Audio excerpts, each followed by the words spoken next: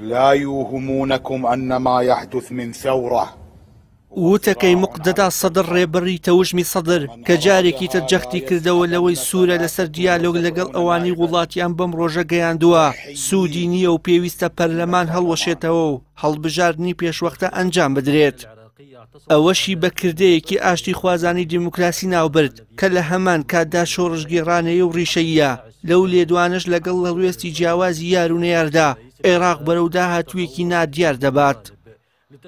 لەگەڵ ئەوەی سەدر داوای هەڵبژاردننی نوێی کرد جەختی کردەوە لەسەر ئەوەی دەموچاوەکانی دوای 2023 کە وڵاتیان بەم دۆخەنا لەبارە گەیاندووە نابێت ڕێگەیان پێ بدرێت جارێکی تر دووبارە ببنەوە. ئەوەش لە کاتێکدایە چوارچێوەی هەماهەنگی هادی ئامری وەکو نوێنەری خۆی بۆ دیالۆگ دیاری کردووە بەڵام سەدر لە دوای هەڵبژاردننی تشینی یەکەمی ڕابردووەوە بنەمای تەوافقی ڕەت دەکاتەوە.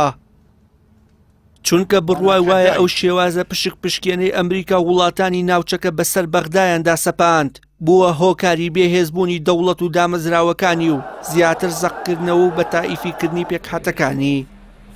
بۆیە تاقیکردنەوەی ئەزمموی شکست خوارد و جگە لە زیاتر وێرانکردنی وڵات ئەنجامێکی دیکەی نابێت.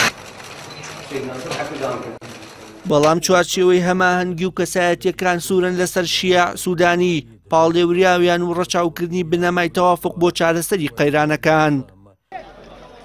ڕۆژنامەی واشنتۆن پۆست لە راپۆرتێکیدا بەهۆی دواکەوتنی پێکهێنانی کابینەوە باسی گرفتەکانی عێراق دەکات کە بەهۆی پەسەند نەکرانی بودجە و کەڵەکەبوونی گرفتی کار و خزمەت گوزاریەکانی وەکو کارەبا و شارەوانی کە پێویستیان بە چارەسەر هەیە ڕۆژانە زیاتر دەبن. بەڵام لە دوای دوودەیە لە داگیرکردنی وڵاتەکە لەلایەن ئەمریکاوە ئەو سیستەمی پشک پشکێنە ناوی دەنرێت تەوافقی پارتە سیاسیەکان پێگە دەداتە پارتە بەشدارەکان لە چوارچێوەی مێزی دەستکەوتەکان کۆ ببنەوە و لەسەر حسابی گەندەڵی و لایەنگری حیزبی دەستیان بگاتە سامانی دەوڵەمەندی ئەو وڵاتە نەوتیە.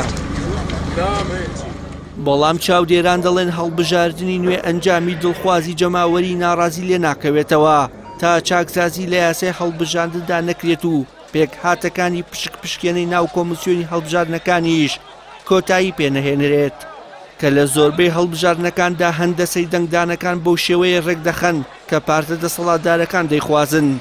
بۆیە بڕوایان وایە داواکاریەکەی سەدر شۆڕژگێڕانەیە بەڵام هێشتا ماوێتی بۆ استراتیژێکی چاکسازی ڕیشەیی.